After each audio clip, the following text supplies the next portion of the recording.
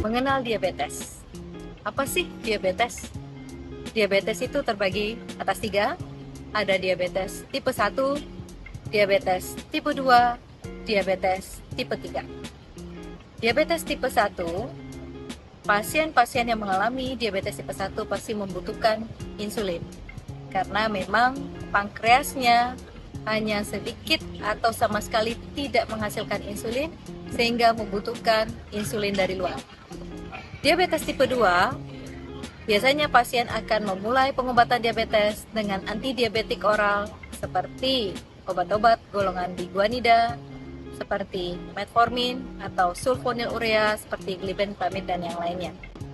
Untuk pasien-pasien diabetes tipe 2, apakah menggunakan insulin? Bisa. Kalau misalnya HbA1c-nya di atas 8, maka pasien juga bisa membutuhkan insulin. Dan diabetes yang ketiga adalah diabetes gestasional. Diabetes gestasional adalah diabetes yang terjadi saat kehamilan. Biasanya diabetes tipe ini akan hilang setelah melahirkan. Oke, sekarang ada pertanyaan, apakah kita bisa memulai pengobatan diabetes dengan meminum obat-obat herbal? Saran saya sebagai seorang apoteker dan PhD Clinical Pharmacy dan Profesor Clinical Pharmacy, ketika seseorang terkena diabetes, maka harus yang pertama kali dilakukan adalah terapi non-farmakologi, yaitu memperbaiki gaya hidup dengan berolahraga, memperbaiki bagaimana asupan makanan, kebiasaan makanan yang sehat.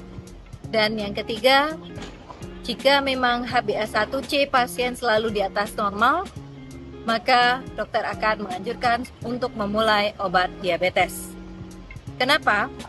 Karena jika diabetes ini tidak ditangani dengan baik, artinya gula terlalu banyak di dalam darah, gula tidak masuk ke dalam sel, maka yang akan terjadi di kemudian hari adalah penyakit yang berhubungan dengan ginjal, penyakit yang berhubungan dengan jantung, dan penyakit yang berhubungan dengan cerebrovaskular, seperti salah satunya stroke.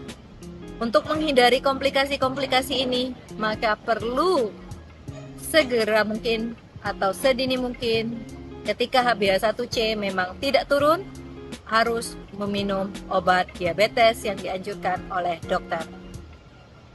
Sekian, terima kasih.